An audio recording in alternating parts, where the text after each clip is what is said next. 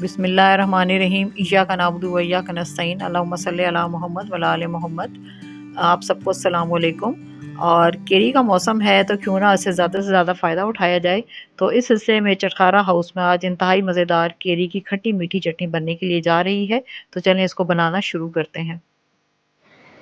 मज़ेदार खट्टी मीठी कैरी की चटनी बनाने के लिए मेरे पास 1 किलोग्राम कैरी है, जिसको मैंने काट लिया था और रफली चॉप कर लिया है और धोने के बाद मैंने इसको स्ट्रेनर में लगा के फ्रिज में रख दिया था।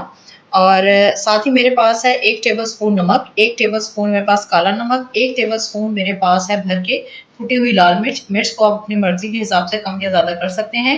साबुत गरम मसाले में 1 बड़ी इलायची है, 2 लौंग, 10 दाने मेरे पास काली मिर्च के हैं और ये 1 टुकड़ा जो है मेरे पास दरमियाने साइज़ का दालचीनी का है। हाफ टी स्पून मेरे पास सफ़ेद ज़ीरा, 1 टीस्पून मेरे पास सौंफ है और 1 टीस्पून भर के मेरे पास कलौंजी है।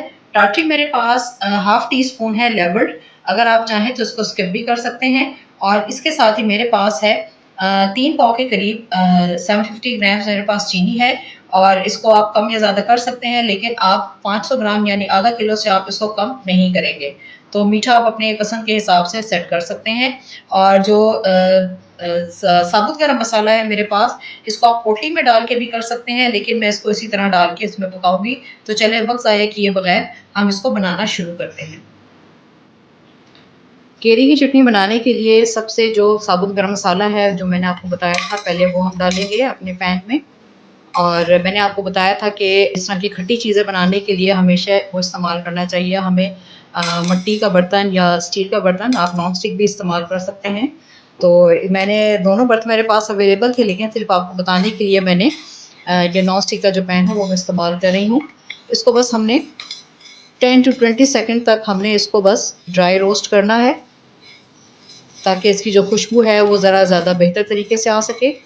जी 20 सेकंड्स हो चुके हैं। आप देख सकते हैं कि ये जो लौंग है थोड़ी सी वो फूल गई है। हो सकता है कैमरे की आंख में आपको ज़्यादा नज़र ना आए। तो ये हमारी फूल गई है। उसके बाद हम इसमें डालेंगे केरियाँ और साथ में इसमें हम पानी डाल देंगे। मेरे पास तकरीबन 3 ग्लास पानी है जो मैंने इसमें डाल दिया है और इसको अब हम ढककर पकने के लिए रख देंगे। और जब केरियाँ गलती हैं तो उस वक्त पर हम मिलते हैं आपसे। केरी को पकते हुए 10 मिनट हो चुके हैं और इसकी शक्ल आप देख सकते हैं कि ये गल चुकी है। तो इसके बाद हम इसमें से जो ड्राई मसाला जो हमने डाला था, गरम मसाला, जो साबुत गरम मसाला था, उसको हम इसमें से रिमूव करेंगे और फिर उसके बाद हम इसको ठंडा होने के लिए रख देंगे और इसको हम ब्लेंड करेंगे। तो मिलते हैं इसको ब्लेंड करने के बाद।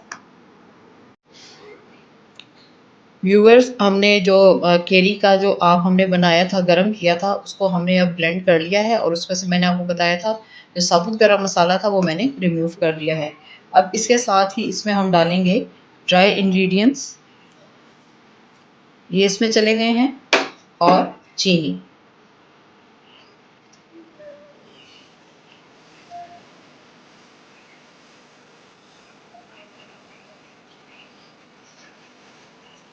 और चीनी डाल के इसको हम पकाएंगे और चम्मच चलाएंगे मुसलसल, क्योंकि चीनी है, चीनी मेल्ट होगी तो वो नीचे बैठ सकती है और चिपक जाएगी। ठीक है, उससे क्या होगा कि फिर अगर वो लग गई तो फिर उसका टेस्ट जो है वो ख़राब होना शुरू हो जाएगा।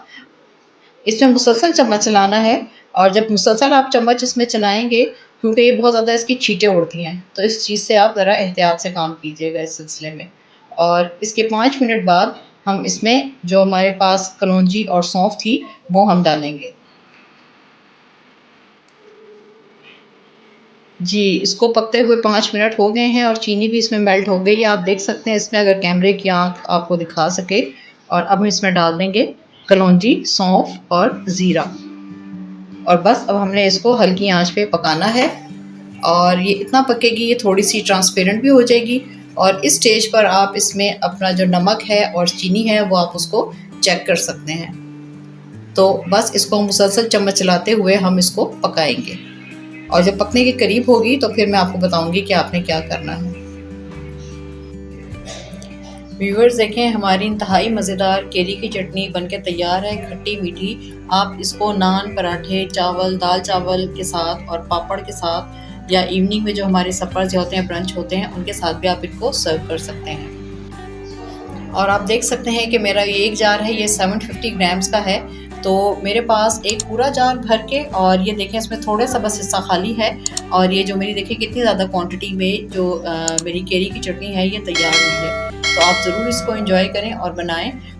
अगर आपको रेसिपी अच्छी लगी है तो आप इसको लाइक करें और हमारे चैनल को सब्सक्राइब करें और इसको ज़रूर एंजॉय करें। और आप इजाज़त दीजिए, अल्लाह निगहबान।